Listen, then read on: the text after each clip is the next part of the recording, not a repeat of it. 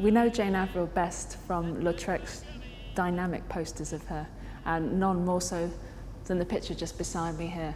Now, this was a poster designed for Avril's performances at a place called the Jardin de Paris. Avril actually said that Lautrec's poster was one of the things to which she owed her fame.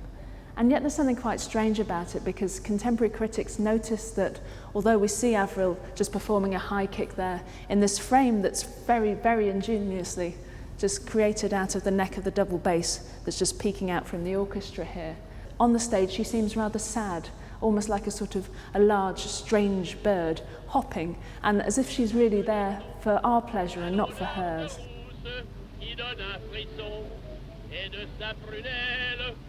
Although we know this image really well, we're not used to seeing the way in which it was prepared. And this was the study that was made for the iconic poster.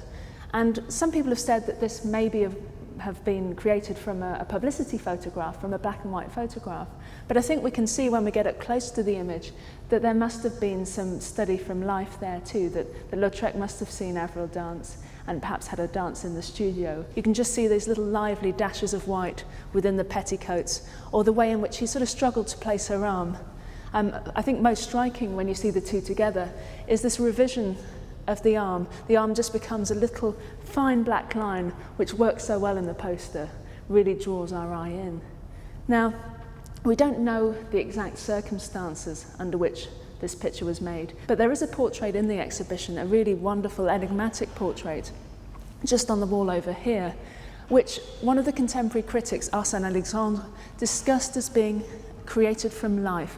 And it's such a wonderful, direct representation of her features. Some contemporaries said that she had a sort of nanny goat face, these little features, and that this little nervous twitch she had made her screw up her nose like a rabbit.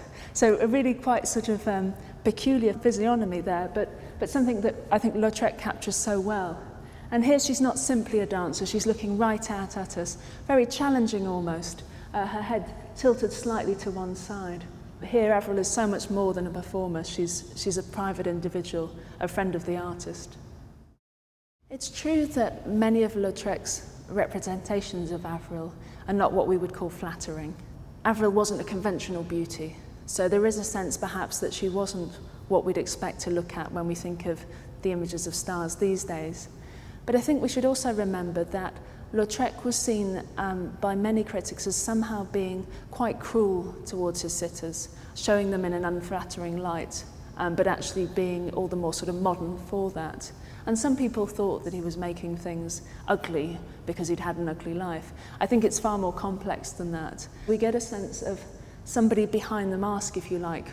People would have known that she had an unconventional background, that she'd grown up spending time in the hospital, that she'd had this movement disorder, which meant that she had sort of jerky, fluid movements.